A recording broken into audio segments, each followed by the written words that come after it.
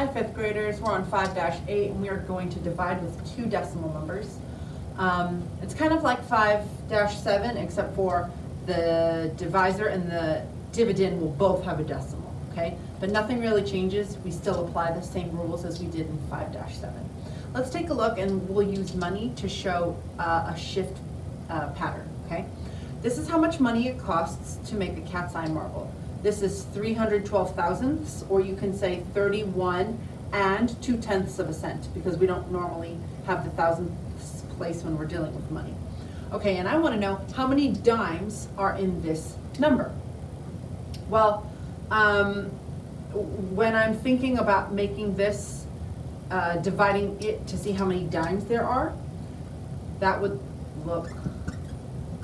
divide it into tenths to see how many dimes there are. That is the same as multiplying this by 10, okay? Which means I am going to shift the digits one place, because it's a 10, so there's 1 0, one place to the left. That will make the number bigger because there are more dimes in here, because that's a smaller number, that's part of a whole. So all I'm going to do is move this 3 to the ones place, move the 1 to the tenths place, and the 2 to the hundredths place. So I'm going to rewrite that number, and look, the decimal's here, and I'm just going to move it right there because I moved the digits to the left. Okay, the digits moved to the left. Yes, the decimal went to the right, but the digits moved to the left. Okay. Now, if I'm thinking about pennies, that's the same as that, okay? Having my penny there, which this is the same as saying 31 and 2/10 times 100. There's 2 zeros in 100, 2 zeros in the number 100, so that means I will shift my digits 2 places to the left. So the 3 will then go 1, 2 places and be in the tens place. The 1 will go 1, 2 places and be in the ones place, and the 2 will move 1, 2 places and go in the tenths place. So I'm going to rewrite my number there and show you that the decimal will move 1, 2 places to the left, which is the same as the numbers moving 2 places to, the decimal will move 2 places to the right, but the numbers are shifting 2 places to the left.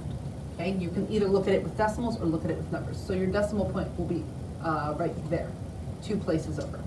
Now, how many tenths of a cent, so otherwise known as thousandths of a cent, will that be? Well, I know that that's the same as just putting it in the thousandths place. And if this was 1 move to the left and this was 2 moves to the left, then this must be 3 moves to the left because it's in the thousandths place, which is 3 places over. And that means I'm going to take this decimal and move it 1, 2, 3 spots, or take this number 3 and move it 1, 2, 3 spots to the left, okay?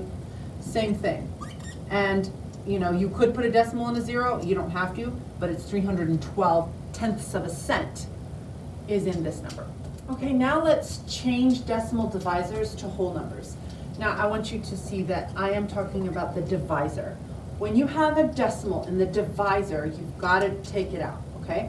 If it's in the dividend, that's okay, all right? That's not as big of a problem. We don't have to move it out of the way, but when it's in a divisor, we do have to move it out of the way and make it a whole number, okay? So I'm gonna take this number first, and this is 6 hundredths divided by 2/10. Okay, I can look at it like this, and when I look at it as a fraction, I'm thinking to myself, this is the divisor. I cannot have a decimal there. So if I can't have a decimal there, I need to move this 2 1 spot over, which means I'd multiply it by 10. So I'm going to do the top and bottom by 10, and this would mean that this decimal would move over once, so it'd be 0.6, and this decimal would move over once, and it would just be 2. Now that's a problem I can divide, okay? And I could divide it like that, or I can take this number again. The first number goes on the inside of the box, that's the dividend. The second number goes on the outside of the box, that's the divisor, and this is the one we have to change and make a whole number. Whatever I do to this outside, I need to move it one spot over to make this a whole number. Then I'm gonna do it one there. So that then becomes 2 divided by 0.6, which is what we got here, okay? And then whenever I divide, this is from the past lesson, you move your decimal up, place it up. 2 does not go into 0, 2 can go into 6 3 times, evenly, we're good to go at 0.3. You probably saw that already from there, okay? What happened here is we moved the decimal over once, which is the same as multiplying by 10, okay? As long as you do it to both numbers, you're good to go. Let's try it with the same thing. Now I have 2 hundredths. So in order to get that 2 to be a whole number, I'm going to have to multiply it by 100 to make it be a whole number. So I'm going to take this and write it like a fraction. Multiply it by 100. There's 2 zeros, which means I'll move the decimal over twice, or I can think about moving the decimal twice to the right, or moving the 6, the number, twice to the left, okay? They're both the same thing. You can do either one. 1, 2, that would make this just a whole 6. And this would be 1, 2, and that would be just a 2. Am I doing that right? Yes, I am. So my answer would just be 3. I can look at it like this, 0.02 divided by that, and moving it twice over to the right, my decimal, numbers are going to the left, twice over there, so that's 2 divided by 6, which we know is 3, okay? Guess what you think, how many times am I gonna move this one? I hope you said 3, because that's in the thousandths place. And that means, in order for me to get this to be a whole number, my divisor has to be a whole number, can't have a divisor with a decimal, I'll multiply it by 1,000.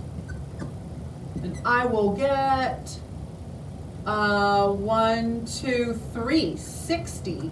And then 1, 2, 3, and a 2. And then we have 60 divided by 2, which is 30. Okay? So even when you have a decimal in your dividend, that's not a big problem. It's the divisor that you have to move the decimal out of or make it a whole number. And whatever you do here, you have to do here. You have to make them match, right? When we're multiplying with the fraction to change it, we do both. Or if we're moving the decimal over, we're going to do both the dividend and the divisor.